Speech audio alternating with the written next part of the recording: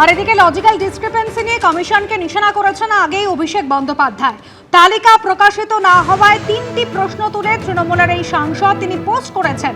তার বক্তব্য কি লুকোতে চাইছে কমিশন? তৃণমূলের সর্বভারতীয় সাধারণ সম্পাদকের আরো প্রশ্ন, 24শে জানুয়ারির মধ্যে লজিক্যাল ডিসক্রিপেন্সি তালিকা প্রকাশের নির্দেশ দিয়েছিল সুপ্রিম কোর্ট।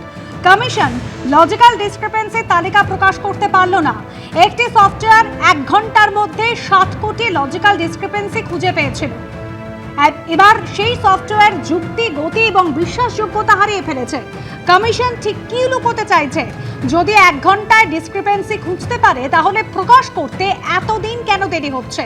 ডিসক্রিপেন্সি নিয়ে কি লজিক খুঁজছে কমিশন? প্রশ্ন তুলেছেন অভিষেক বন্দ্যোপাধ্যায়।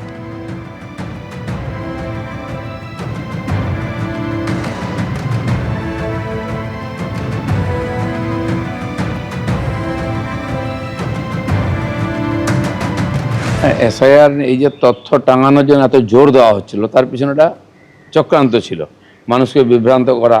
নির্বাচন কমিশনের বিরুদ্ধে তারা যেটা আওয়াজ তুলছে যাতে মানুষ তাদের সামিল হয়, কেন্দ্র সরকারের বিরুদ্ধে যাতে মানুষকে খেপানো যায়। কিন্তু এখানকার মানুষ খুব শান্তভাবে সব করছেন। আর অসঙ্গতি নয়, হয়তো এআইয়ের মাধ্যমে করতে গিয়ে কিছু নাম এসে গেছে, একার আকার ইকার ছোটোখাটো ভুল এসে গেছে। যন্ত্র তো আর অত বোঝে না, সেখানে অনেক বেশি নাম এসে গেছে। কিন্তু বয়স্কদের বাড়িতে লোক পাঠিয়ে ভেরিফিকেশান হচ্ছে, একবার গিয়ে দেখা করলেই হয়ে যাচ্ছে, সেটাকে ইস্যু বানিয়ে পুরো ব্যাপারটাকে ভেস্তে দেওয়ার চক্রান্ত। সব করেও শেষ পর্যন্ত শেষ রক্ষা হতে পারছে না। এসআইআর এগোচ্ছে, নতুন নতুন রাস্তা তৈরি করছে ইলেকশন কমিশন যাতে সুষ্ঠুভাবে হয়।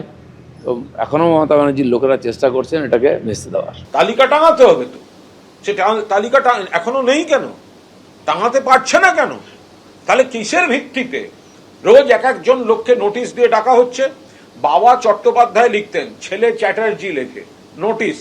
বাবা মুখোপাধ্যায় লিখতেন, ছেলে লিখছে মুখার্জি নোটিশ। মুখার্জি কেউ জের পর ডবলই লেখে, কেউ লিখে ফেলেছে জে আই নোটিশ।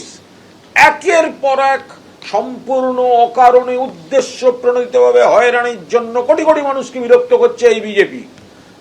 নির্বাচন কমিশন লিস্ট কোথায়? লিস্টটা কোথায়? কেন এখনো সুপ্রিম কোর্টের নির্দেশ অনুযায়ী লিস্ট নেই?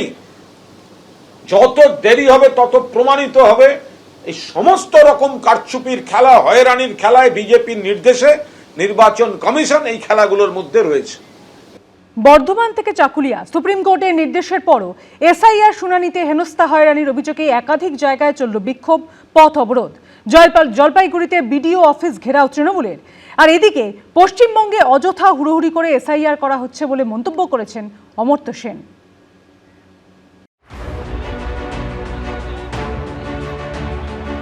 আবার অবরোধ, আবার বিক্ষোভ, আবার শুনানি কেন্দ্রে উত্তেজনা।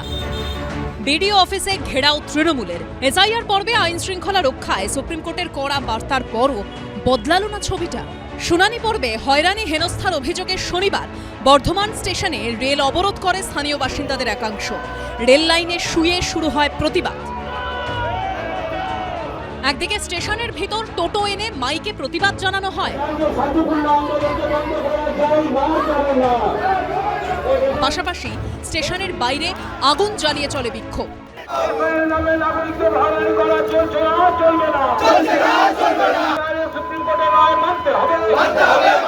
কেন্দ্র সরকার আর নির্বাচন কমিশনের বিরুদ্ধে আমরা আজকে অবরোধ করলাম। কি কাগজ ওরা চাই সবই আমরা দিচ্ছি, তাও একবার নোটিশ হেয়ারিং করার পর দ্বিতীয়বার আবার করছে।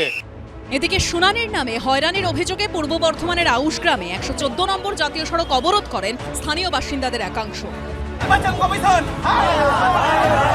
বৈধ যারা ভোটার বৈধ, তাদেরকে কেন হেনস্থা করা হবে? শুধু 22 কিলোমিটার দূরে যেতে হচ্ছে, সেটা যেন আমাদের পঞ্চায়েতে এখানে করা হয়। মানুষের মধ্যে প্রচুর ক্ষোভ আছে। আমাদের গ্রামে 1200 ভোটার, 600 জনকে হিয়ারিং এ ডেকেছে। এসআইআর শুনানিতে আদিবাসীদের হেনস্থার অভিযোগে রবিবার থেকে বর্ধমানে জেলা শাসকের দপ্তরের সামনে অনশনে বসার ডাক দিয়েছে তৃণমূলের আদিবাসী সেল। অন্যদিকে ভোটার তালিকায় এক ব্যক্তির নাম ডিলিটের অভিযোগে জলপাইগুড়িতে মিছিল করে তৃণমূল। বিক্ষোভ দেখানো হয় বিডিও অফিসের বাইরে। বিডিও জানিয়েছেন, যদি এরকম কোনো ঘটনা ঘটে থাকে দেখা করুন, ভোটার তালিকায় নাম তুলে দেওয়ার ব্যবস্থা করা হবে। অন্যদিকে উত্তর দিনাজপুরের চাকুলিয়ায় বিডিও অফিসে শুনানির জন্য দীর্ঘক্ষণ লাইনে দাঁড়ানো নিয়ে উত্তেজনা ছড়ায়। দক্ষিণবঙ্গে কোনো কোনো জায়গায় এরকম অশান্তির খবর পাওয়া গেছে, উত্তরবঙ্গেও দু এক জায়গায় পাওয়া গেছে, কিন্তু আমি যেসব জেলায় ঘুরেছি, কুচবিহারে, আপনার আলিপুরদুয়ারে, জলপাইগুড়িতে, মালবাজার সাব ডিভিশনে, এইসব জায়গায় কোথাও কোনো অশান্তি দেখিনি। এর আগে এসআইআর পর্বে অশান্তি নিয়ে কড়া নির্দেশ দিয়েছিলেন মুখ্য নির্বাচনী আধিকারিক। সুপ্রিম কোর্টের নির্দেশ কার্যকর করতে রাজ্যের সমস্ত জেলা নির্বাচনী আধিকারিককে স্পষ্টভাবে জানিয়ে দেওয়া হয়, কোনো বিশৃঙ্খলা, হিংসা বা সরকারি কর্মীদের ওপর হামলা হলে সঙ্গে সঙ্গে এফআইআর করতে হবে। যদি কোথাও হিংসা বা ভাঙচুর চলতেই থাকে তাহলে সেই এলাকার এসআইআর সংক্রান্ত শুনানি অনির্দিষ্টকালের জন্য স্থগিত রাখতে হবে। তবে শনিবার কোথাও শুনানি স্থগিতের মতো পরিস্থিতি তৈরি হয়নি। অল্প সময়ে বিজেপির নির্দেশে হঠকারীভাবে অপরিকল্পিতভাবে এসআইআর প্রসেস করতে গেছে। তারা প্রথম থেকে কোনো একটা নির্দিষ্ট নিয়ম কানুন রাখেনি। বিজেপির কখন কিসে সুবিধা হচ্ছে সেই অনুযায়ী মুখে ফতোয়া দিয়ে, হোয়াটসঅ্যাপে সার্কুলার দিয়ে বিএলওদের ঘাড়ে চাপাচ্ছেন বা বাকিদের ঘাড়ে চাপাচ্ছেন। আবার কথায় কথায় বলছেন একে শাস্তি দেবো, তাকে প্রথম শাস্তি তো ওই জ্ঞানেশ কুমার বলে লোকটাকে দিয়ে শুরু করানো উচিত। এই সরকার রাষ্ট্র বিরোধী সরকার, জনহিতকর সরকার নয়। আর সেই কারণে সুকৌশলে বেলডাঙ্গা স্মৃতিকে ধামাচাপা দেওয়ার জন্যই এখন পূর্ব বর্ধমানে রেলে আগুন লাগানো, রেল লাইন অবরোধ করা ইত্যাদির কাজ শুরু করেছে। এদিকে পশ্চিমবঙ্গে অযথা তাড়াহুড়ো করে এসআইআর করা হচ্ছে বলে মন্তব্য করেছেন অমর্ত্য সেন। সংবাদ সংস্থা পিটিআই সূত্রে খবর, নোবেলজয়ী অর্থনীতিবিদ বলেছেন, ভোটাধিকার প্রাপ্ত ব্যক্তিদের যে আসন্ন বিধানসভা নির্বাচনে ভোট দেওয়ার অধিকার রয়েছে তা প্রমাণ করার জন্য নথি জোগাড় করার পর্যাপ্ত সময় পর্যন্ত নেই। এটি ভোটারদের জন্য তো বটেই, ভারতীয় গণতন্ত্রের প্রতিও অন্যায়। অমর্ত্য সেনের কথায়, এ ধরনের গুরুত্বপূর্ণ একটি কাজ অবশ্যই যত্ন সহকারে এবং পর্যাপ্ত সময় নিয়ে পরিচালনা করা উচিত। অথচ পশ্চিমবঙ্গে এসআইআর এর ক্ষেত্রে সেই রকম পরিস্থিতি নেই। সূত্রের দাবি, অমর্ত্য সেনের মন্তব্য প্রসঙ্গে নির্বাচন কমিশনের বক্তব্য, পৃথিবীর যে কোনো কর্মকাণ্ডে কোনো না কোনো ত্রুটি থাকবে। এত মানুষকে নিয়ে যেভাবে কাজ হয়েছে তাতে কিছু ভুল ত্রুটি থাকবেই।